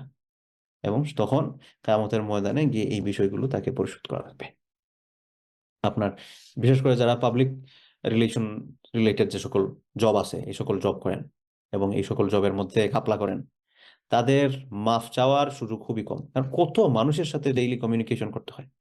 তো এই কমিউনিকেশনের ক্ষেত্রে দায়িত্বটা ঠিকঠাকভাবে আপনি আদায় করলেন না, কারণ এই দায়িত্বটা তার কাছে রিটার্ন বুঝায় দেওয়া তো আপনার পসিবল হবে না। তখন ওই কিয়ামতের ময়দানে গিয়ে ধরা খেতে হবে, যেটা আল্লাহ মাফ করবেন না। তখন ওই গুনাহ এবং নেকি এটার মাধ্যমে একটা কোনো রকম অ্যাডজাস্ট করে পার পেতে হবে। কিন্তু তখন তো পার পাবেন না, নেকি তো দিয়ে দিয়েছেন, কি দিয়ে পার পাবেন? তো এজন্য অন্যায়ভাবে সম্পদ ভোগ দখল না করা হচ্ছে ইমানের 38 নম্বর শাখা। অন্যায়ভাবে যদি সম্পদ ভোগ দখল করেন, তার মানে বোঝা গেল যে ইমানের মধ্যে ঝামেলা আছে, ইমানের মধ্যে ঝামেলা আছে। আমরা তো মনে করি শুধুমাত্র যে আমার তো কোনো সম্পদ নাই, আমি আরেকজনের জমি দখল করে রাখবো। ঠিক আছে, আপনি জমি দখল করে রাখেন নাই, আপনার স্ত্রীর মোহর দিছেন, মোহর দিয়ে থাকলে মাশাআল্লাহ। যদি মোহর না দেন তাহলে এই যে দখল করে বসে আছেন, দখল করে বসে আছেন। তো আপনার আপনি ভাই হয়ে থাকলে আপনার বোনের সম্পদ আপনি তাকে বুঝাই দিচ্ছেন, বাপ সম্পত্তি যেটা আছে, ওয়ারিসানের যে সম্পত্তি আছে সেটা বুঝাই দিচ্ছেন। যদি বুঝাই দিয়ে থাকেন তাহলে ঠিক আছে, মাশাআল্লাহ, আপনি অনুকরণীয় একটা কাজ করছেন, মাশাআল্লাহ। কিন্তু আপনি যদি না দিয়ে থাকেন, আপনি বুক ভোগ দখল করে বসে আছেন। তো এই সকল বিষয়, সহজ কথা হচ্ছে, যেই জিনিসটা আমার নয়, যেই জিনিসটা আমার নয় অন্য কারো, তার অনুমতি ব্যতীত সেটা আমি ব্যবহার করছি, আমার অধীনে রেখে দিচ্ছি, এটাকেই বলা হয় হচ্ছে ভোগ দখল করা, অন্যায়ভাবে ভোগ দখল করা। আল্লাহ সুবহানাহু ওয়া তাআলা যাতে আমাদেরকে এই সকল বিষয়াদি থেকে পানাহ প্রদান করেন। ইমানের 39 নম্বর শাখা, হারাম যে সকল খাদ্য আছে, তাআমুল হারাম যেগুলো আছে, হারাম খাদ্য যেগুলো আছে, হারাম পানীয় যেগুলো আছে, এগুলো বর্জন করা। ইমানের 39 নম্বর শাখা কি? হারাম খাদ্য, হারাম পানীয়, অর্থাৎ হারাম খাওয়ার জিনিস বর্জন করা। কেউ যদি হারাম খান তাইলে তার ইমানে ঝামেলা আছে, বোঝা যাবে। ইমান ভঙ্গে গেছে বলা যাবে না, কিন্তু তার ইমানের মধ্যে কমতি আসবে। যেমন হারাম জিনিস কি কি? আল্লাহ সুবহানাহু ওয়া তাআলা মোটা দাগে কিছু বিষয় আলোচনা করেছেন। হুররিমাত আলাইকুমুল মাইতা, আল্লাহ সুবহানাহু ওয়া তাআলা তোমাদের উপর মৃত যে সকল প্রাণী আছে এগুলোকে হারাম করছেন, যেটা এমনিতেই মরে গেছে, এগুলা খাওয়া যাবে না, মাছ ব্যতীত। মাছের ব্যাপারে মাসালা ভিন্ন। এরপরে হচ্ছে ওয়াদ্দাম, রক্ত খাওয়া যাবে না। ওয়ালাহমুল খিনজির, শূকরের মাংস খাওয়া যাবে না। ওয়ামা উহিল্লা লিগাইরিল্লাহি বিহি, এবং এমন পশু যেটা আল্লাহ তাআলা ছাড়া অন্য কারো নামে জবাই করা হয়েছে বা এটাকে মারা হয়েছে আর কি, আল্লাহ তাআলা ছাড়া অন্য কারো নামে। যেমন মনে করেন একটা গরু, এমনিতে তো গরু খাওয়া যায়, কিন্তু এটাকে আল্লাহ ছাড়া অন্য গায়রুল্লাহর নামে, আল্লাহ ব্যতীত অন্য কারো নামে এটাকে জবাই করা হলো, এটা আমাদের জন্য খাওয়া জায়েজ না, এটা আমরা মোটামুটি সবাই জানি। তারপর হচ্ছে ওয়াল মুনখানিকা, এমন পশু যেটা গলায় ফাঁস লেগে মারা গেছে, সেটা মনে গরু হতে পারে, ছাগল হতে পারে, এগুলো তো এমনিতে জবাই করলে খাওয়া জায়েজ হতো, কিন্তু এটা গলায় ফাঁস লেগে মারা গেছে, এটা আমাদের জন্য খাওয়া জায়েজ হবে না। ওয়াল মাউকুদাতু ওয়াল মুতারাদ্দিয়া, আঘাত পেয়ে বা উপর থেকে পড়ে গিয়ে মারা গেছে, এরকম পশু আমাদের জন্য খাওয়া জায়েজ নাই। ওয়ান নাতিহাতু, নাতিহা মানে হচ্ছে আহ অন্য কোনো পশু, মনে করেন তার যে শিং আছে বা তার তার কাছে যে অর্গান আছে আর কি, এরকম কোনো কিছু দিয়ে আঘাত করে আরেকটা পশুকে মেরে ফেলছে। ওয়ামা আকালা সাবউ ইল্লা মা যাকাইতুম, অথবা অন্য কোনো পশু একটা আরেকটাকে ছিঁড়ে বিড়ে খাইতেছে। হ্যাঁ, এগুলার বাহিরে যদি দেখা যায় এমনি একটু আঘাতপ্রাপ্ত হয়েছে কিন্তু তার জীবন, সে বেঁচে আছে, ওই সময় গিয়ে আপনি এটাকে জবাই করে ফেললেন, জবাই করলে, আল্লাহর নামে জবাই করেন, তাইলে অবশ্যই এটা পারমিসিবল হবে। কিন্তু দেখা যায় যে না, আপনি জবাই করার আগেই সে মারা গেছে বা একেবারে মৃত্যু পর্যায়ে, এমত অবস্থায় এটা আমরা খেতে পারি না। তো এখানে আল্লাহ সুবহানাহু ওয়া তাআলা জাস্ট একটা আয়াত দিয়ে আমাদেরকে কি কি খেতে পারবো না এটা একটা দৃষ্টিভঙ্গি দিয়েছেন, আদেশ দিয়েছেন, এবং আরো অনেকগুলো আয়াত আছে। রাসূল পাক সাল্লাল্লাহু আলাইহি ওয়াসাল্লামের অনেকগুলো হাদিস আছে, সেগুলো আলোচনা করে লম্বা বিষয়। তো আমরা কি খাবো কি খাবো না মোটামুটি আমাদের এ ব্যাপারে সবারই কম বেশি জানাশোনা আছে, আমরা মোটামুটি আইডিয়া আছে। তো এখানে একটা কথা শুধু বলতে চাই, যে আমরা এই বস্তুটা হারাম কি হালাল এটা আমাদের কনসার্ন থাকে। মরা মুরগি আমরা কেউ খাবো না, গোশত কেনার ক্ষেত্রে আমরা গিয়ে চিন্তা করতেছি এটা কি হালাল নাকি হারাম। যেই পয়সা দিয়ে কিনতেছি আমরা এটা চিন্তা করি না এটা হালাল নাকি হারাম। মানে এখানের মধ্যে আপনি শুকরের মাংস রাখছেন 5 কেজি, আর এখানের মধ্যে গরুর মাংস 5 কেজি, কোনটা হালাল? অবশ্যই গরুর মাংস, এটা তো কেউ নিবে না, গরুর মাংস হালাল। কিন্তু এখানে শুকরের মাংস 5 কেজি, কিন্তু এখানে যে 5 কেজি গরুর মাংস আছে এটা হারাম টাকায় কিনা, ওই শুকরের মাংস আর হারাম টাকায় কিনা গরুর মাংস কোনো ফারাক নাই, সেম সেম। এজন্য হারাম খাদ্য, হারাম পানীয় আমরা বর্জন করব, এটা ইমানের অবশ্যই শাখা। কিন্তু এর পাশাপাশি যাতে আমরা এটা চিন্তা করি যে আমি যে হালালটা কিনতেছি, যেইটা দিয়ে কিনতেছি ওইটা হালাল নাকি হারাম। তো ওইটা, পণ্যটা যেটা হালাল, এটার পাশাপাশি যেটা দিয়ে কিনতেছি এটাও যাতে হালাল হয়, এই কনসেপ্টটা যাতে আমাদের মধ্যে থাকে। আমরা এই কনসার্নটা অনেকের মধ্যেই দেখা যায় ওইরকম থাকে না। আমরা যেরকম ভাবে খুব বেশি পাংচুয়াল এবং খুব বেশি চুলচেরা বিশ্লেষণ করি যে এই মাংসটা হালাল নাকি হারাম, ঠিক ওরকম ভাবে আল্লাহ তাআলা যাতে আমাদেরকে তৌফিক দান করেন আমরা টাকা পয়সা যেটা দিয়ে কিনতেছি ওইটা হালাল নাকি হারাম এটা যাতে আমরা চিন্তা করি। বিদেশে থাকি, রেস্টুরেন্ট একটা দিয়ে বসলাম, সেখানের মধ্যে আমরা অ্যালকোহল সাপ্লাই করতেছি, অ্যালকোহলের পয়সা দিয়ে আমি গিয়ে মুরগির মাংস কিনে আনতেছি, লাভ নাই, লাভ নাই। এই জন্য দুনিয়াটাই শেষ কথা নয়। আপনি হারাম ভাবে আজকে উপার্জন করবেন সেটা আপনার থেকে যেতে সময় লাগবে না। এটা আপনি হয়তো এই হারামটা যদি উপার্জন না করতেন তাহলে একটা বিপদ থেকে আল্লাহ আপনাকে বাঁচাই দিত, কিন্তু এই হারামটা উপার্জনের কারণে একটা বিপদ আসবে, এই বিপদের পেছনে দেখা যাবে এগুলো সমস্ত সবকিছু চলে যাচ্ছে। আল্লাহ তাআলা আমাদেরকে হেফাজত করুন, আল্লাহ তাআলা আমাদেরকে হেফাজত করুন। এরপর আল্লাহ সুবহানাহু ওয়া তাআলা অন্য আয়াতের মধ্যে বলেছেন, ইয়া আইয়ুহাল্লাযীনা আমানু, হে ঈমানদারগণ, ইন্নামাল খামরু, নিশ্চয় মদ, মাদক দ্রব্য, ওয়াল মাইসির এবং জুয়া, ওয়াল আনসাব এবং আহ যে সকল ভাস্কর্য, প্রতিমা, মূর্তি এগুলো আছে, ওয়াল আজলাম এবং ভাগ্য নির্ধারণ করে এরকম তীর। জাহিলিয়াতের যুগে ভাগ্য নির্ধারণ করা বলতে কি, মনে করেন একটা তীর এখান থেকে ওখানে, যে এটার মধ্যে গিয়ে লাগলে এটা এই ভাগ্য, এটার মধ্যে অন্য জায়গায় গিয়ে লাগলে ওই ভাগ্য, এরকম আর কি। সাপোজ মনে করেন ওই যে সার্কেল ঘুরায় না, সার্কেল ঘুরায় প্রত্যেকটার মধ্যে এটা লেখা রাখে, এটা ওটা ওটা ওটা বিভিন্ন জিনিস লেখা রাখো, এটাকে একটা ঘুরান দিল, যেটার মধ্যে লাগবে এটা তোমাকে ইঙ্গিত দিতেছে। তো এই যে লটারির মাধ্যমে ভাগ্য নির্বাচন করা, যেটা সহজ কথা আর কি, বা এই যে টিয়া পাখি দিয়ে রাখে যে কাগজ তোলার জন্য, তারপর হচ্ছে হাতের রেখা দেখে, বা এই যে লটারি, এই লটারি টাইপ ভাগ্য নির্ধারণ যেটা, এটা হচ্ছে এই পরিভাষার মধ্যে এটার অধীনে আর কি। রিজসুম মিন আমালিশ শাইতান, আল্লাহ সুবহানাহু ওয়া তাআলা বলেছে এগুলো হচ্ছে শয়তানের কাজ, এগুলো সমস্ত সবকিছু হারাম। ফাজতানিবুহু, তোমরা এগুলো থেকে বেঁচে থাকো, ফাজতানিবুহু, তোমরা এটা থেকে বেঁচে থাকো, লাআল্লাকুম তুফলিহুন, যাতে করে তোমরা সফল হতে পারো। তার মানে আল্লাহ সুবহানাহু ওয়া তাআলা আমাদেরকে বলছেন যে সফলতার মাপকাঠি হচ্ছে এগুলো থেকে বেঁচে থাকা। কিন্তু তুমি যদি মনে করো যে না আমার সফল হওয়ার দরকার নাই, তাহলে থাকো। আর যদি মনে করো যে না দুনিয়া আখিরাতে আমার সফলতা অর্জন করতে হবে, তাহলে মাদক থেকে বেঁচে থাকা লাগবে, জুয়া থেকে বেঁচে থাকা লাগবে, প্রতিমা রিলেটেড যে সকল বিষয়াদি আছে এগুলো বেঁচে থাকা লাগবে, ভাগ্য নির্ধারণকারী যে সকল এই লটারি মোটারি আছে এই সকল বিষয়াদি থেকে আমাদেরকে বেঁচে থাকা লাগবে। এরপরে রাসূল পাক সাল্লাল্লাহু আলাইহি ওয়াসাল্লাম বলেন, এই যে খাদ্য এবং পানীয়ের কথা, যে কুল্লু শারাবিন আসকারা ফাহুয়া হারামুন, প্রত্যেকটা পানীয় যেটার মধ্যে নেশা জাতীয় কোনো কিছু আছে এটা হচ্ছে হারাম। বিশেষ করে পশ্চিমা বিশ্বে যারা থাকেন, নন মুসলিম দেশগুলোতে যারা থাকেন, যে কোনো কিছু খাওয়ার ক্ষেত্রে ইনগ্রিডিয়েন্টস গুলো চেক করে নেবেন, কোনটার সাথে কখন যে কি মিশায় দেয়। জেলিটিন একটা আছে, জেলিটিনের ক্ষেত্রে অনেক ক্ষেত্রেই দেখা যায় যে তারা এমন প্রাণী থেকে চর্বি যেটা গ্রহণ করে, যে চর্বিটা হচ্ছে হারাম থাকে। তো এজন্য আপনি পশ্চিমা বিশ্বে থাকলে বা অমুসলিম দেশে থাকলে খাবার যেটাই নেবেন এটার ইনগ্রিডিয়েন্টস গুলো ভালোভাবে চেক করে নেবেন, যেটার মধ্যে হারাম কোনো কিছু মিশানো আছে কিনা। আল্লাহ সুবহানাহু ওয়া তাআলা যাতে তিনি আমাদেরকে এই তৌফিকটা দান করেন।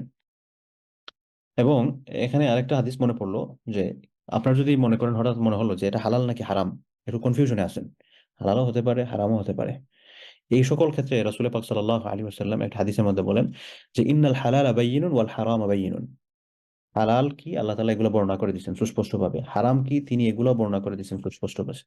ওয়া বাইনা যালিকা মুতাশা, এর মাঝখানে কিছু জিনিস আছে, এগুলোকে বলা হয় মুশতাবিহাত।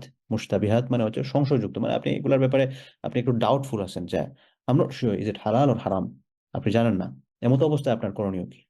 এমত অবস্থায় আপনার করণীয় হচ্ছে যে আপনি এই সন্দেহযুক্ত বিষয়ের মধ্যে নিজেকে জড়াবেন না।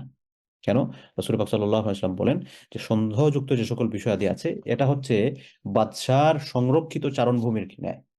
বাদশার সংরক্ষিত চারণভূমির ন্যায় মানে কি, যে বাদশা এখানে বলছে যে এখানে কেউ ঢুকতে পারবে না, এখানে কোনো বাহিরের মানুষ আসতে পারবে না, বাহিরের কোনো পশু পাখি আসতে পারবে না। এখন আপনি দেখা গেল ছাগল নিয়ে সবসময় ওই জায়গায় গিয়ে ছাগল চড়ান, এখন ওই জায়গায় যখন আপনি ছাগল চড়াবেন, এনি টাইম আপনার বেখেয়ালে ছাগল ওই বাদশার যে সংরক্ষিত চারণভূমি আছে ওখানে ঢুকে যেতে পারে, রাইট? তো আপনি যদি ওইটার কাছেই যান না, তাহলে তো ছাগল ওইদিকে যাওয়ার সম্ভাবনা নাই, কিন্তু আপনি ওইটার আশপাশেই থাকলে যে কোনো সময় ঢুকে যাওয়ার পসিবিলিটি আছে। তো ঠিক ওরকম ভাবে সন্দেহযুক্ত বিষয়ে নিজের সাথে জড়িয়ে রাখা যে কোনো মুহূর্তে হারামের মধ্যে পা দিয়ে দেওয়ার মতো, যে কোনো মুহূর্তে আপনি হারামে জড়ায় পড়বেন। এজন্য আল্লাহ রাসূল সাল্লাল্লাহু আলাইহি ওয়াসাল্লাম আমাদেরকে আদেশ করেছেন যে সন্দেহযুক্ত যে সকল বিষয়াদি আছে এই সকল বিষয়াদির সাথে আমরা যাতে না জড়াই, এগুলা থেকে যাতে দূরে থাকি, কারণ ওইগুলা হচ্ছে হারামের সবচেয়ে নিকটবর্তী। যে কোনো মুহূর্তে ওখান থেকে আপনাকে হারামে পৌঁছাই দিবে, বা পৌঁছে যাবেন বুঝতে পারবেন না। আর যদি এগুলা থেকে বেঁচে থাকেন, হারাম থেকে বেঁচে থাকাটা সহজ হবে। তো আজকে মোটামুটি 1 ঘন্টা হয়ে গেছে। আমরা কি, কি বিষয় নিয়ে কথা বললাম আমরা যদি একটু বলি। ঈমানের কয়টা শাখা নিয়ে আমরা কথা বললাম? 34 নম্বর শাখা পর্যন্ত আগে আলোচনা করেছিলাম। তারপর আমি লাস্ট 2টা টাচ দিলাম। একটা হচ্ছে সবসময় আল্লাহর শুকরিয়া আদায় করা। এটা হচ্ছে ঈমানের একটা শাখা।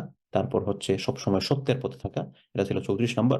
35 নম্বর হচ্ছে আমানতের যথাযথ হেফাজত করা। আমানত এখানে বলছে কেউ যদি আমার কাছে রাখে সেটা যেরকমভাবে আমি সংরক্ষণ করতে হবে। আমার প্রতি অর্পিত যে সকল দায়িত্ব আছে এই সকল দায়িত্বগুলো আমার যথাযথভাবে আদায় করতে হবে। এরপর হচ্ছে 36 নম্বর হচ্ছে মানুষকে হত্যা না করা ঈমানের শাখা। কেউ যদি মানুষ হত্যা করেন তাহলে তিনি কুফরি করলেন। এরপরে হচ্ছে লজ্জাস্থানের হেফাজত করা, হিফজুল ফুরুজ। লজ্জাস্থানের হেফাজত করা ঈমানের একটা অন্যতম শাখা। এরপরে ঈমানের শাখা হচ্ছে 38 নম্বর শাখা, অন্যায়ভাবে মানুষের সম্পদ ভুক্তখল না করা। কেউ যদি অন্যায়ভাবে মানুষের সম্পদ ভুক্তখল করেন তাহলে তার ঈমানের মধ্যে সমস্যা তৈরি হয়।